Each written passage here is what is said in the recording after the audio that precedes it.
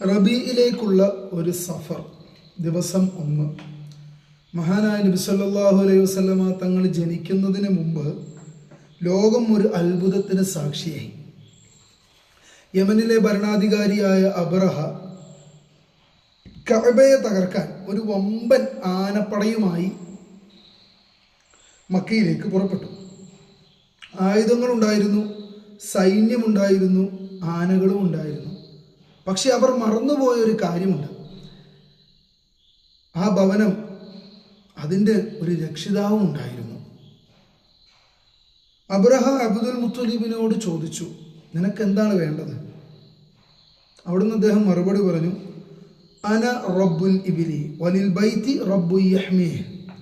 ഒട്ടകങ്ങളുടെ ഉടമ ഞാൻ തന്നെയാണ്, എന്നാൽ ഈ ഭവനത്തിന് അതിനെ സംരക്ഷിക്കുന്ന ഒരു രക്ഷിതാവുണ്ട്.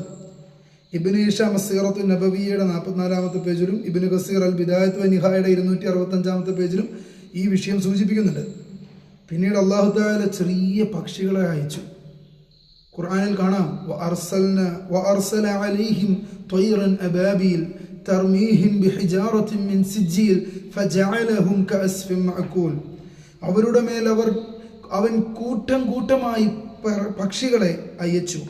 അവർ ചുട്ട കളിമണ്ണ് കൊണ്ടുള്ള കല്ലുകൾ അവർക്കെതിരെ എറിഞ്ഞു. അങ്ങനെ അവരെ ചവച്ചു തിന്നപ്പെട്ട വൈക്കോൽ പോലെയാക്കിയെന്ന് സൂറത്തുൽ ഫീലിൻ്റെ 3 മുതൽ 5 വരെയുള്ള ആയത്തുകളുടെ അർത്ഥം നമുക്ക് നോക്കിയാൽ കാണാം.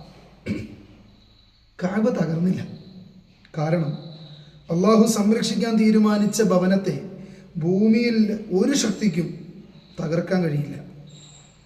ആ ഭവനത്തെ സംരക്ഷിച്ച അതേ വർഷമാണ് കാരുണ്യത്തിൻ്റെ പ്രവാചകൻ മുഹമ്മദ് നബി സല്ലല്ലാഹു അലൈഹി വസല്ലമ തങ്ങളെ ഈ ഭൂമിയിലേക്ക് വരാൻ അല്ലാഹു തആല വിധിച്ചത്. ഇന്നത്തെ പാഠം, അല്ലാഹു തആല സംരക്ഷിക്കാൻ തീരുമാനിച്ച കാര്യത്തെ, എന്ത് കാര്യമാണെങ്കിലും ലോകം മുഴുവൻ ഒന്നിച്ചാലും ഒന്നും ചെയ്യാൻ പറ്റില്ല, അത് നശിപ്പിക്കാൻ ഒക്കില്ല.